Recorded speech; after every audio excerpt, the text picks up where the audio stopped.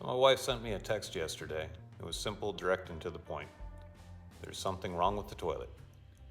So I gave her a call, and she explained that the tank was running, but it wasn't filling, and nothing was flushing. So I just told her to turn the water off, and I'd take a look when I got home from work. So I got home, kind of expecting it would just be a caught up chain or maybe a bad flapper. Nothing too serious. On further inspection, it's a little more complicated system. It's a dual flush retrofit that I don't know if there's anything you can really fix or if it's just something you have to replace. So as I continued to inspect the toilet, I saw this little rust spot right underneath the tank. It's not a good sign. So reaching up under there for the tank bolt, realized it fell off right in my hand. So that's not good. That's gonna need to be replaced. So with all the parts I'm finding and all the problems, I think it's time to get a new toilet. So we gotta start out by getting rid of what we found in the toilet.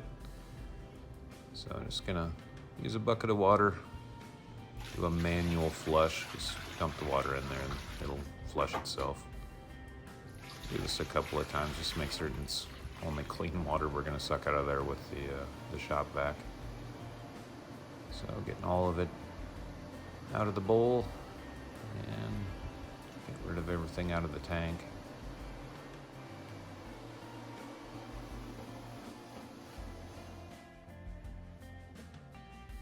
And with a towel down for any drips, gonna disconnect the water supply.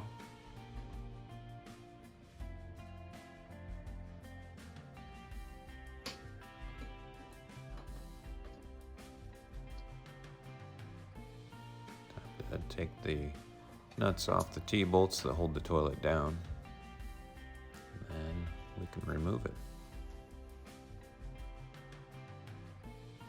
This is usually the most disgusting part. I've got a towel behind me to set the toilet on so won't get anything on the floor. Unfortunately, this toilet was set in with a gasket instead of a wax ring. I really like the gaskets better, much less to clean up. So I'll get the hole plugged because you don't want that sewer gas in your home. Anytime you leave it for more than an hour, you should plug it.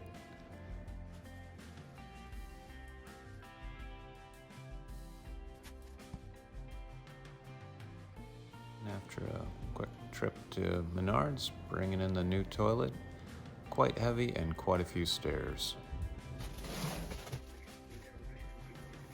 And inside, got everything we need.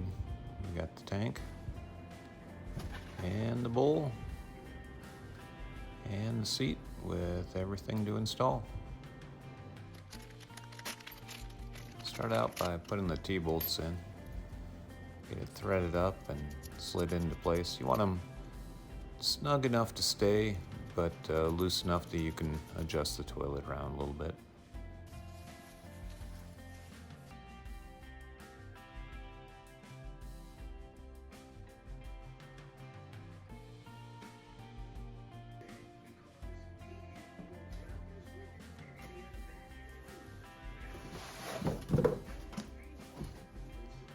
Tightening down the water supply line at this point is a lot easier.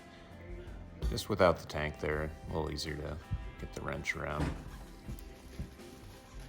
And let's flip over the bowl. And now it comes with the wax seal.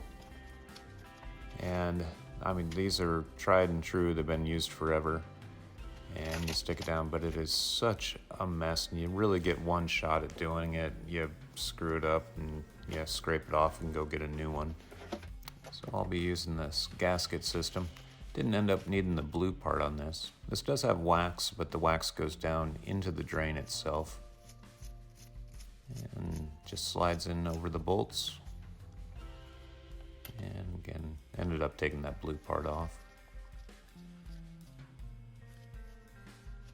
With it seated on there, it's just a matter of tightening it to the floor. And instead of nuts, this one comes with plastic knobs that are threaded which is good. That way you only get it hand tight. You can't use a wrench or anything that could tighten it enough that it could crack that porcelain. And with that tightened down, caps in place, time to turn our attention to the tank.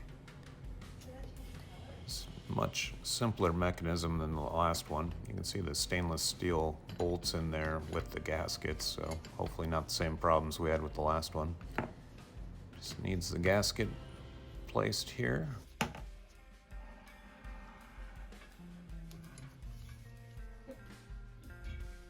And with the tank in place, it's a matter of tightening down the nuts that hold those bolts in place.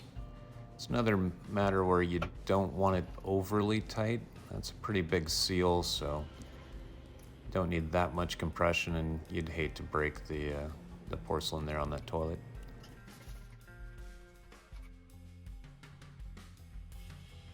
And the hardware kit that comes with it has the handy little tool there to tighten those down. A screwdriver from the top and that supplied wrench from below. And just a little bit on each side, tightening it down, just hand tight. Nothing crazy there.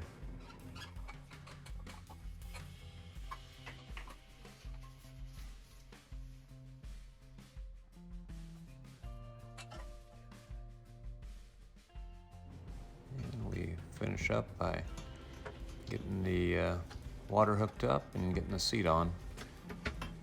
The seat just uses these plastic bolts. Quite simple.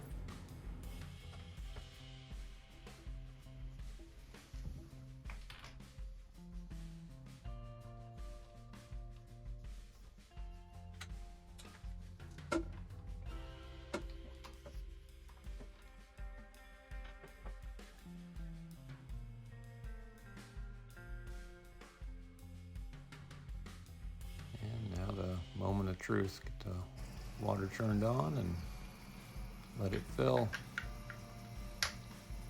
And so far, no signs of leaking. See if it fills right up to that line and stops. And it does. First flush. Everything works.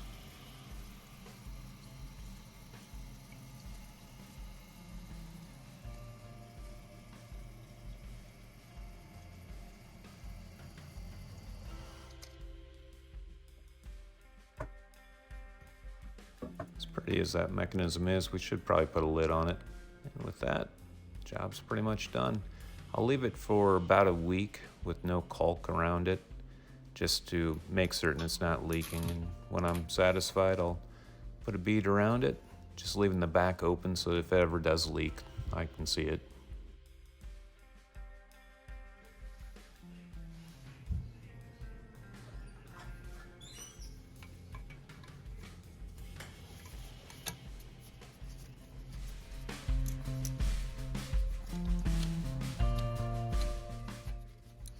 First step in fixing the toilet.